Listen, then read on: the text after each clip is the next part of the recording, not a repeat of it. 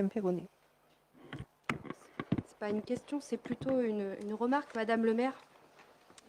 On revote encore, à part rajouter la taxe d'habitation sur la résidence secondaire, on revote encore aujourd'hui les taux pour le foncier. Alors en janvier, nous pouvions avoir un doute sur le fait que sur ce que vous pensiez sur la situation financière des citoyens qui peut-être vous échappait, que vous ne perceviez pas l'inquiétude sourde et la volonté de justice sociale qu'il y avait dans notre ville et dans notre pays. Mais en le revotant aujourd'hui, maintenant, nous en sommes sûrs, même certains, et sauraient toujours plus les gardéens. Voilà votre méthode financière. J'oubliais que nos concitoyens devaient se contenter, bien évidemment, de l'allègement de la taxe d'habitation. C'est ce que vous nous dites à chaque fois.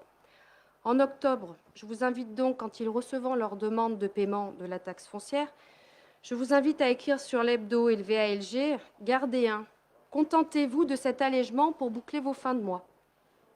Pour éviter toute méprise, nous avons regardé les taux qui se pratiquent dans notre métropole. Et à l'instant où je vous parle, le moins que l'on puisse dire, c'est que les maires des autres villes effectuent aussi des travaux pour améliorer le quotidien de leurs administrés.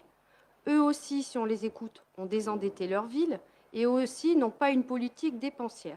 On ne peut pas dire que ce sont des maires de vilains gauchistes, comme il vous plaît à le dire, mais avec les mêmes arguments sur les budgets, votre taxation est bien différente.